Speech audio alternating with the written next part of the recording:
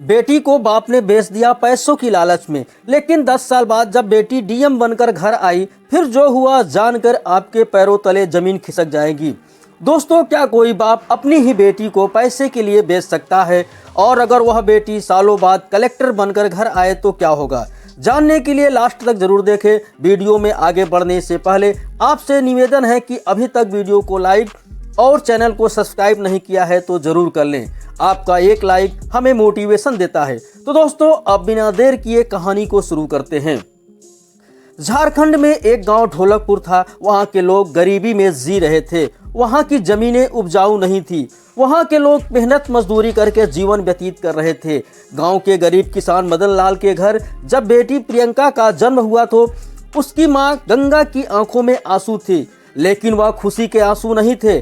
गांव में बेटियों को बोझ समझा जाता था। जब प्रियंका पैदा हुई तो किसी ने घर पर जाकर बधाई नहीं दी, बल्कि जो भी आए ताने ही दिए। अब तेरा भाग्य और खराब हो गया, बेटी पालना आसान नहीं। फिर पहले से ही गरीबी से जूझ रहा था, अब एक और बेटी, पता नहीं कैसे पालेगा। मदन लाल चाहता था कि उसके घर बेटा पैदा हो जो उसका नाम आगे बढ़ाए और बुढ़ापे में सहारा बने, लेकिन बेटी होने से उसके सारे सपने टूट गए। उसने कभी प्रियंका को प्यार से नहीं देखा, ना ही उसे गोद में उठाया, लेकिन माँ अपनी बेटी से बेहद प्यार करती थी। लेकिन मदन लाल की बेरुखी उसे चुभती थी। समय आगे बढ़ता गया, गरीबी की मार बढ़ती गई। मदन लाल के पास खेती के लिए पर्याप्त जमीन नहीं थी। वह दूसरों के खेतों में मजदूरी करता, लेकिन इतनी कमाई नहीं थी कि परिवार का पेट भर सके। कर्ज बढ़ता जा रहा था। साहूकार रोज दरवाजे पर आकर भरा बुला कहते, अगर कर्ज नहीं चुका सकते तो उसके बदले कुछ और दे दो। लेकिन मदन लाल के पास बेचने के लिए कुछ नहीं था। इसी बीच जब प्रियंका 12 साल की हुई तो एक दिन गांव के अमीर जमींदार भानु प्रताप ने मदन लाल के सामने एक ऐसा प्रस्ताव रखा जिसे इंसानियत को शर्मसार कर दिया। उसने कहा, मुझे प्रियंका पसंद है, मैं इसे 5 लाख में खरीदने को तैयार हूँ। इससे तेरी सारी गरीबी खत्म हो जाएगी, हमारा कर्ज भी माफ हो जाएगा। मदन लाल के लिए यह प्रस्ताव सुनहरा मौका था। उसने कभी अपनी बेटी से प्यार ही नहीं किया था। उसको ऐसा लगने लगा जिससे वह सारा कर्ज चुकता कर सकता था। प्रियंका की मां ने बहुत रोका, गिड़गिड़ाई, लेकिन मदन लाल नहीं माना। वह एक ही बात कहता रहा, गरीबी में बेटी बोझ होती है, इसके बदले मुझे 5 लाख मिल रहे हैं, इससे अच्छा क्या हो सकता है? गरीबी भी खत्म हो जाएगी, कर्जदार कहने वाला कोई नहीं होगा।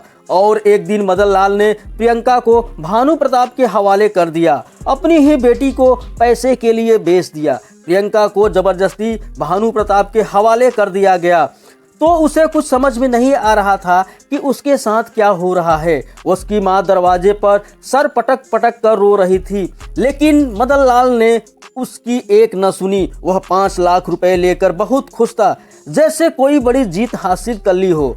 लेकिन जिसे वह जीत समझ रहा था वह उसकी बेटी के लिए जीवन की सबसे बड़ी हार थी।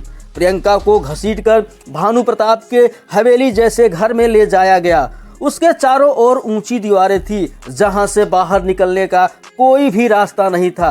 वह अंदर पहुंची तो उसे एक अंधेरे कमरे में बंद कर दिया गया। कमरे में सिर्फ एक छोटा सा रोशनदान था, जिससे हल्की सी रोशनी आ रही थी। प्रियंका को कुछ समझ नहीं आ रहा था कि उसे यहाँ क्यों लाया गया है। आंखों से आंसू थमने का नाम नहीं ले रहे थे। तभी एक बुढ़िया नौकरानी आई और बिना कुछ कहे एक थाली में रूखी सूखी रोटियां रखकर चली गई। प्रियंका ने भूख के बावजूद खाना नहीं खाया। उसने सिर्फ अपनी मां की याद आ रही थी। कुछ घंटों बाद दरवाजा खुला और भानु प्रताप अंदर आया। उसकी लालच भरी आंखें प्रियंका पर गड़ गई। अब से तू यहीं रहेगी, मेरे हिसाब से चलेगी, समझी? तेज आवाज में कहा। प्रियंका ने घबरा कर सर हिला दिया, लेकिन उसके मन में सवाल उठ रहे थे। क्या अब मैं कभी अपने घर नहीं लौट पाऊंगी? क्या पिताजी मुझे लेने नहीं आएंगे? दिन बीत गए, लेकिन हर दिन प्रियंका के लिए और कठिन होता गया। उसे बार बार ताने देता, तेरे बाप ने मुझे बेच दिया है, अब तू मेरी जायदाद है। वह चाहकर भी इस जगह से भाग नहीं सकती थी, क्योंकि हर दरवाजे पर कड़े पहरे थे। एक दिन उसने भागने की कोशिश की। नौकरानी खाना देने आई, तभी वह दरवाजे के पीछे छुप गई और जैसे ही दरवाजा खुला वह दौड़ पड़ी। लेकिन भाग्य ने उसका साथ नहीं दिया। भानु प्रताप के आदमियों ने उसे पकड़ लिया और बुरी तरह पीटा। अब उसके शरीर पर सिर्फ चोट और जख्म थे, लेकिन उसके इरादे मजबूत होते जा रहे थे। उसने ठान लिया कि किसी भी हाल में इस नरक से बाहर निकलेगी। आखिरकार एक दिन उसकी जिंदगी में एक नया मोड़ आया। जब गांव में एक समाज सेवी संस्था आई तो वह किसी तरह उनके पास पहुंची और अपनी आप बीती सुनाई। संस्था के लोगों ने उसे छुपाकर शहर ले जाने का फैसला किया और यही वह दिन था जब उसकी तकदीर बदलने वाली थी। उसको जब समाज सेवी संस्था के लोग गांव से बाहर निकालकर शहर ले गए तो उसे यकीन नहीं हो रहा था कि वह सच में इस नर्क से बाहर आ चुकी है। लेकिन यह दिन उसकी आज़ादी की मंजिल नहीं थी, बल्कि संघर्ष की असली शुरुआत थी। संस्था ने उसे एक बालिका अनाथालय में रखा, जहां कई और लड़कियां थी जो अपने अतीत के जख्मों को कोस रही थी। लेकिन जब प्रियंका को यह एहसास हुआ कि उसमें बाकी लड़कियों से कुछ अलग है, उसमें हार मानने का कोई इरादा नहीं, तो संस्था के लोग उसे पढ़ाई करने के लिए प्रेरित करते थे। लेकिन गांव में पली पड़ी प्रियंका के लिए यह आसान नहीं था। उसकी समझ में कुछ नहीं आ रहा था। वह जीवन में कभी भी पढ़ाई लिखाई के बारे में नहीं जाना था। किताबों के भारी शब्द उसके दिमाग में नहीं समा रहे थे। उसका मन करता कि वह सब छोड़कर भाग जाए, लेकिन जब भी वह अपने अतीत के बारे में सोचती वह कांप जाती थी। उसका गुस्सा बढ़ जाता था। उसे अपने पिता की बेबसी और भानु प्रताप के अत्याचार याद आते थे और यही सब उसके आगे बढ़ने की हिम्मत देते थे। दिन रात मेहनत करने के बाद प्रियंका ने आखिरकार 10वीं कक्षा की परीक्षा दी तो उसे विश्वास नहीं हुआ कि वह जिले में टॉप कर चुकी है। यह उसके जीवन का पहला बड़ा दिन था। उसके संघर्ष की कहानी अखबारों में छपी और कई लोग उससे मिलने आए। लेकिन प्रियंका की असली मंजिल अभी दूर थी। उसने ठान लिया कि वह सिर्फ अपने लिए नहीं बल्कि उन सभी लड़कियों के लिए लड़ेगी जो समाज के अत्याचारों का शिकार होती हैं। उसने यूपीएस की परीक्षा देने का फैसला किया, लेकिन यह राह आसान नहीं थी। दिन में वह समाज सेवा का काम करती और रात में पढ़ाई में जुट जाती। कई बार नींद पूरी नहीं होती, कई बार भूख लगती, लेकिन उसने कभी शिकायत नहीं की। 3 साल की कड़ी मेहनत के बाद जब यूपीएस का परीक्षा परिणाम आया तो वह पूरे देश में टॉप उम्मीदवारों में शामिल थी। अब वह एक डिस्ट्रिक्ट मजिस्ट्रेट डीएम बन चुकी थी। जिस लड़की को उसके पिता ने 5 लाख में बेच दिया था, आज वही बड़ी अधिकारी बन चुकी है। अब वक्त आ गया था अपने अतीत का सामना करने का। उसे अपने गांव लौटना था, लेकिन इस बार एक मजबूर लड़की बनकर नहीं बल्कि एक ताकतवर अधिकारी बनकर। गांव में कभी प्रियंका को मजबूर लड़कियों में देखा गया था, अब वह सरकारी गाड़ी में अपने नाम की प्लेट के साथ लौट रही थी। उसके साथ सुरक्षा गार्ड, सरकारी अफसर और प्रेस के लोग भी थे। पूरा गांव हैरानी से देख रहा था। क्या वह यही प्रियंका है जिसे उसके बाप ने 5 लाख में बेच दिया था? मदन लाल जिसने अपनी ही बेटी को पैसे के लिए बेच दिया था, अब वह बूढ़ा हो चुका था। उसकी कमर झुक गई थी, उसकी आंखों में पछतावे के आंसू थे, लेकिन तब तक बहुत देर हो चुकी थी। जब उसे पता चला कि गांव में एक महिला डीएम आ रही है तो वह भी भीड़ में खड़ा था। लेकिन जब उसने देखा कि वह महिला कोई और नहीं बल्कि उसकी अपनी बेटी प्रियंका थी तो उसके पैरों तले जमीन खिसक गई। उसकी आंखों के सामने वही 12 साल की मासूम बेटी घूम गई जिसे उसने अपने लालच के कारण नरक में ढकेल दिया था। प्रियंका गाड़ी से उतरी, उसकी आंखों में आत्मविश्वास था, चेहरे पर कोई भावनात्मक कमजोरी नहीं थी। उसने गांव के विकास के कार्यों की समीक्षा करना शुरू की, लेकिन फिर वह अचानक अपने पुराने घर की ओर बढ़ी। भीड़ को चीरती हुई वह उस टूटी फूटी झोपड़ी के सामने आकर खड़ी हुई जहां कभी उसकी मां ने उसे अपने आंचल में छुपाने की कोशिश की थी। फिर उसका बाप सर झुकाए हुए उसके सामने आया। मैं शर्मिंदा हूँ बेटी, कांपती आवाज में कहा। इसके पहले कि वह आगे कुछ कहता, प्रियंका ने कड़वी आवाज में कहा, कौन सी बेटी? जन्म लेने के बाद से कभी महसूस किया कि मेरी कोई बेटी भी है? मदन लाल की आंखों में आंसू गिरने लगे। वह पैरों पर गिर पड़ा और बोला, माफ कर दे बेटी, मैं लालच में आकर बहुत बड़ा पाप कर दिया। मुझे नहीं पता था कि तू इतनी बड़ी अफसर बनेगी। प्रियंका ने एक पल तो गहरी सांस ली कि क्या वह अपने पिता को माफ कर दे, लेकिन उसने एक सख्त फैसला दिया। अब कोई और लड़की इस गांव में बेची नहीं जाएगी। आज से यहाँ लड़कियों की शिक्षा अनिवार्य होगी। जो कोई भी किसी लड़की को बोझ समझेगा उसके खिलाफ सख्त कार्रवाई होगी। मदन लाल अभी उसके पैरों में गिरा था, लेकिन प्रियंका ने अपने पिता मदन लाल को नज़रअंदाज कर दिया। उसका दिल अभी भी अपनी मां को देखने के लिए तड़प रहा था। वह उस टूटी फूटी झोपड़ी के अंदर गए जहां उसकी मां कभी उसके लिए दुनिया से लड़ती थी। वहां एक कमज़ोर बूढ़ी और टूटी हुई महिला बैठी थी। बाल सफ़ेद हो चुके थे, चेहरा झुर्री से भर गया था, लेकिन आंखों में वही ममता थी जो बचपन में थी। माँ ने प्रियंका को देखा, उसकी आंखों में विश्वास नहीं हो रहा था। वह आश्चर्य भरी आंखों से देखने लगी, मानो यकीन ही ना हो कि उसकी बेटी उसके सामने खड़ी है।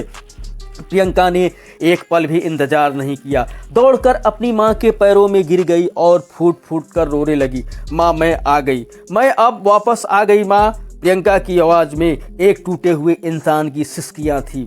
माँ भी खुद को रोक नहीं पाई। उसने अपनी बेटी को अपनी बाहों में भर लिया, उसके बाल सहलाने लगी। उसकी आंखों से झरझर आंसू गिरने लगे। यह खुशी के आंसू थे, यह उस इंतजार के आंसू थे। तू सच में मेरी प्रियंका है या मैं सपना देख रहा हूँ? उसने प्रियंका के गालों को छूते हुए कहा, नहीं, यह कोई सपना नहीं है। प्रियंका ने कहा, अब मैं तुम्हें कभी छोड़कर नहीं जाऊंगी। गांव की भीड़ यह नज़ारा देख रही थी। सभी के आंखों में आंसू आ गए। माँ बेटी के इस मिलन ने सभी को अंदर तक झकझोर दिया था। माँ ने धीरे धीरे प्रियंका के माथों पर हाथ रखा और कहा, बेटी, मैंने तो तेरा नाम भी लेना छोड़ दिया था। जिस दिन तुझे बेचा गया मानो दुनिया ही उजड़ गई। मैंने हर दिन भगवान से तुझे वापस मांगने की प्रार्थना की, लेकिन मुझे लगा कि मेरी बेटी मर चुकी है। प्रियंका की आंखों में आंसू थे। बोली, माँ, मैं मरी नहीं। मुझे इस समाज ने मारने की कोशिश की, लेकिन मैं खुद को जिंदा रखा और अब मैं उन सभी लड़कियों के लिए लड़ूंगी जो हमारे जैसी तकदीर लेकर जन्मी है। माँ अपनी बेटी की बात सुनकर गर्व से भर गई, लेकिन उसकी आंखों में डर था। बेटी, तेरे पिता तुझे अब भी अपना गुनहगार नहीं मानते और भानु प्रताप, वह तुझे फिर से खत्म करने की कोशिश करेगा।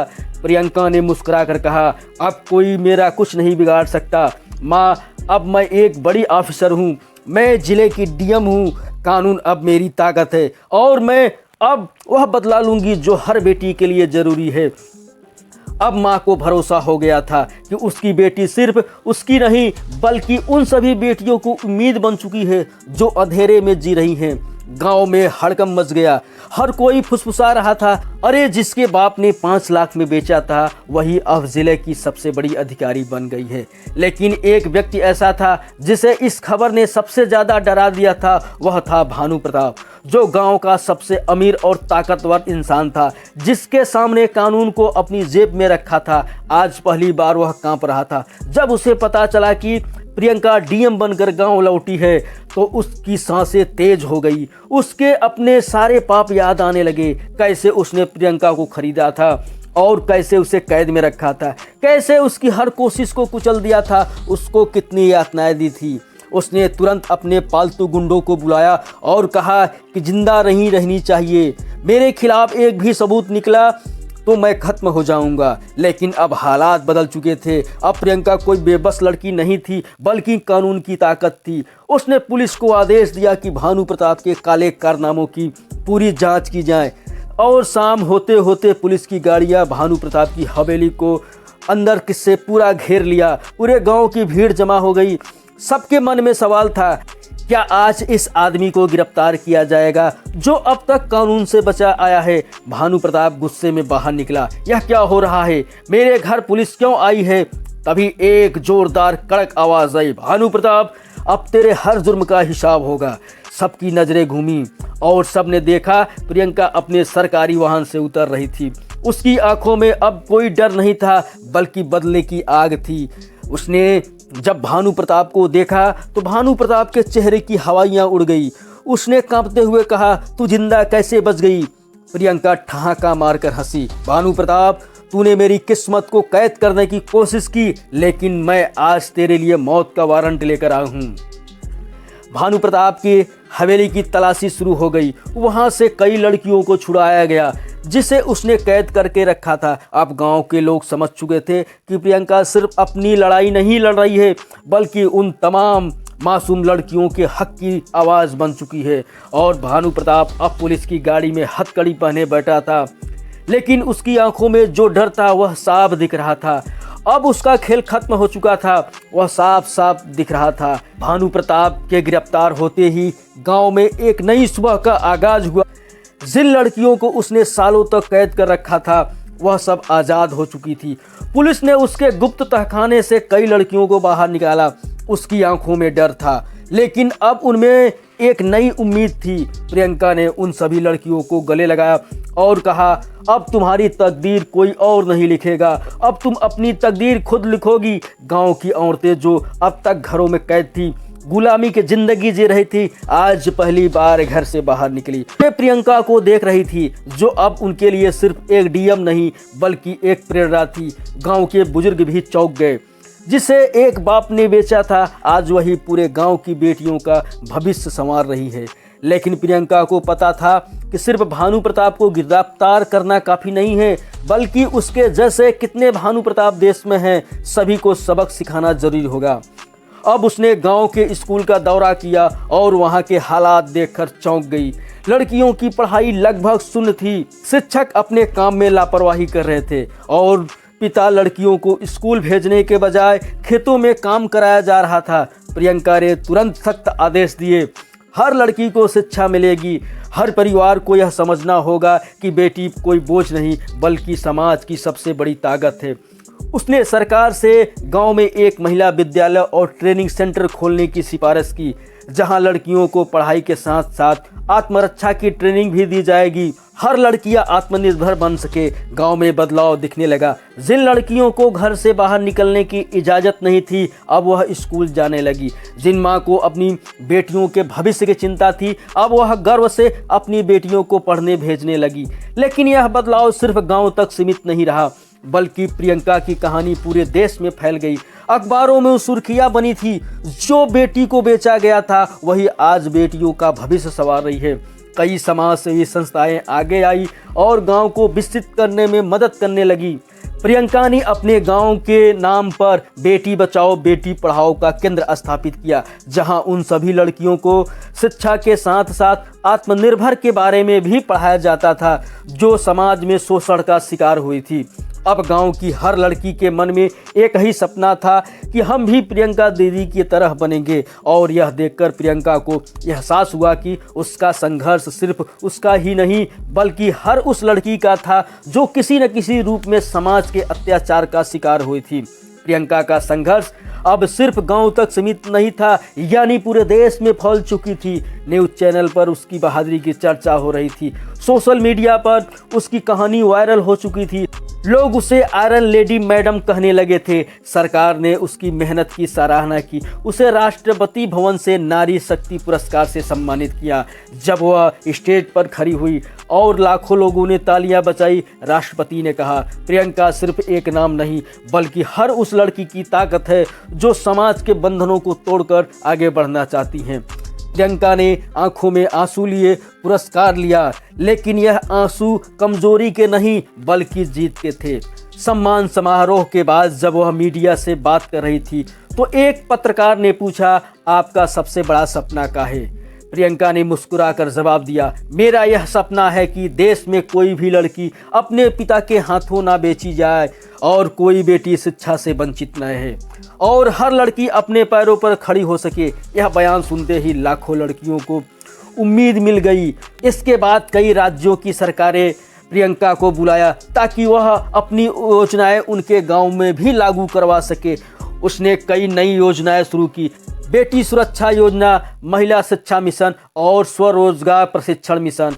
अब वह एक क्रांति बन चुकी थी। गांव में उसकी तस्वीर लगाई जाने लगी, लड़कियां उसे रोल मॉडल मानने लगी और संघर्ष की कहानी स्कूलों में पढ़ाई जाने लगी। उसके साथ देश भर के लोग थे जो बदलाव देखना चाहते थे। गांव की हर लड़की उसकी ओर देख रही थी और सोच रही थी, अगर प्रियंका दीदी कर सकती हैं तो हम भी कर सकते हैं। हर गली में प्रियंका के नाम के चर्चे थे, लेकिन एक इंसान था जो इन सब बातों से खुद को अलग कर चुका था। वह था उसका पिता मदन लाल। जिसने अपनी ही बेटी को 5 लाख रुपए में बेच दिया था। अब वह गांव में सबसे तुच्छ इंसान बन चुका था। लोग उससे नफरत करने लगे थे, उससे कोई बात नहीं करता था, उसके लिए गांव में कोई इज्जत नहीं बची थी। वह अकेला, बीमार और टूटा हुआ इंसान बन चुका था, लेकिन वह कुछ कर भी नहीं सकता था। अब वक्त बहुत आगे निकल चुका था। उसे एहसास हो गया था कि उसने कितनी बड़ी गलती की थी। एक दिन प्रियंका गांव में महिलाओं के लिए स्कूल का उद्घाटन कर रही थी, तो वह कुछ दूर खड़ा सब देख रहा था। उसकी आंखों में पश्चाताप के आंसू थे, लेकिन वह जानता था कि अब कुछ भी कर ले, लेकिन कभी प्रियंका उसे माफ नहीं करेगी। तभी वह अचानक प्रियंका के सामने आ गया और कहा, बेटी, मुझसे बहुत बड़ा गुनाह हुआ है, लेकिन क्या मेरी माफ़ी के लिए लायक कोई जगह बची है? उसकी आवाज़ कांप रही थी, आंखों में आंसू थे। गांव के लोग चुप थे, सब प्रियंका की ओर देख रहे थे कि वह क्या जवाब देगी।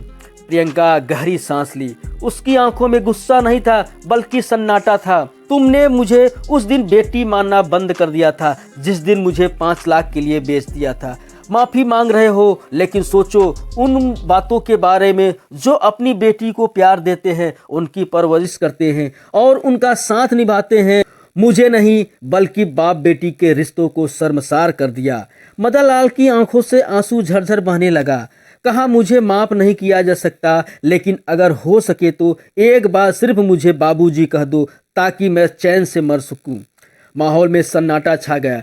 प्रियंका ने कुछ पल सोचा, फिर ठंडी आवाज में कहा, बाबूजी एक सम्मानजनक शब्द है जो एक अच्छे पिता को मिलता है।